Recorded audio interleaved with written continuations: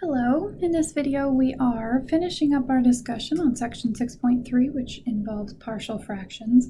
We have one last example to work through, which asks us to evaluate the integral of e to the t dt over e to the 2t plus 3e to the t plus 2. So this should look similar to a rational function to you, but not exactly, because rational functions would normally have x's in them. So something like x over x squared plus 3x plus 2. Okay, something like that. This would be a rational function, which means then that you could use a partial fraction decomposition. But because of the fact that we have exponential functions here, it means it's not quite rational. But we can use a substitution to begin with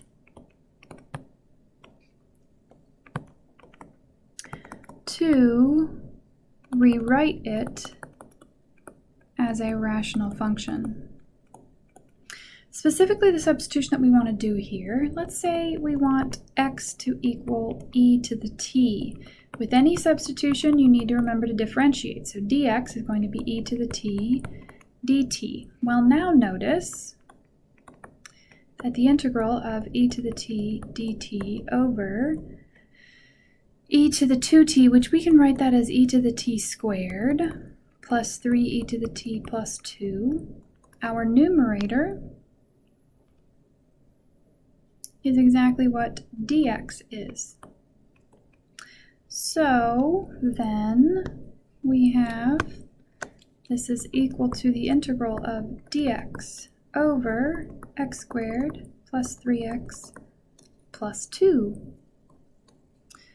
Or we could write that as 1 over x squared plus 3x plus 2 dx. And now this is a rational function in terms of x. And in fact, it is proper because the degree in the denominator is 2, which is strictly larger than the degree in the numerator, which is 0. So this means that we can go straight to finding our partial fraction decomposition. Long division is not required.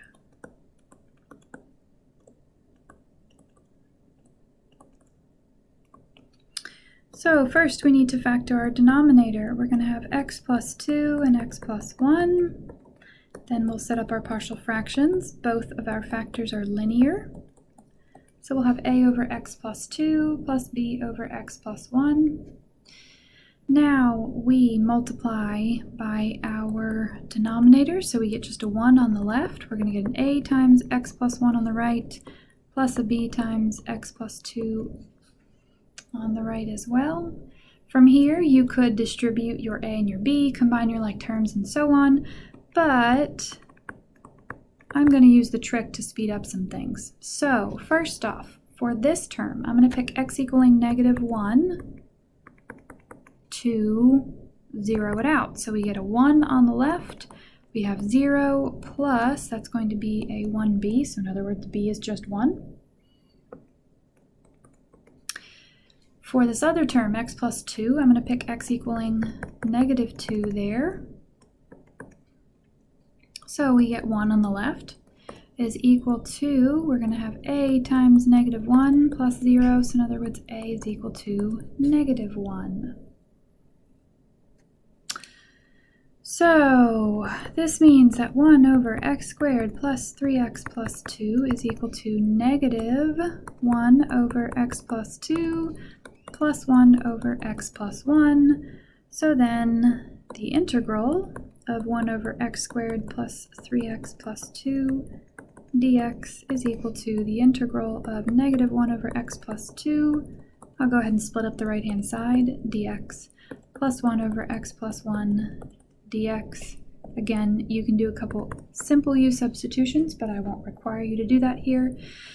We're going to get a negative natural log absolute value of x plus 2 plus natural log absolute value of x plus 1 plus c. And don't forget that we used a substitution to begin with, so we need to substitute back in at the end. We're going to get negative natural log absolute value of e to the t plus 2 plus natural log absolute value of e to the t plus 1 plus c. And there is our final answer for this problem. You do not need to do anything more to the answer, rewrite it, or anything like that, you can just stop there. One thing I do want to say, if you are doing this sort of problem and checking your answer with the book, they probably will go a step further here by using properties of logarithms. Since we have a minus here, it means that we can divide these two terms. This will be in the numerator, that will be in the denominator. So we end up with natural log absolute value of e to the t plus 1 over e to the t plus 2 plus c. And actually, both e to the t plus 1 and e to the t plus 2 are positive values. So we can drop off the absolute value so that we get a natural log and just have parentheses there of e to the t plus 1 over e to the t plus 2 plus c. Okay, so neither one of these steps is required for me for any graded assignment, but just a warning, if you're checking your answer with the book, they might do something to rewrite their answer a bit. They might drop off the absolute values if they have only positive functions, or they might use properties of logs to rewrite things into fewer terms. But that is it for this example. Remember that you can always use a substitution in combination with any of these other integration techniques that we've used to help simplify an integral.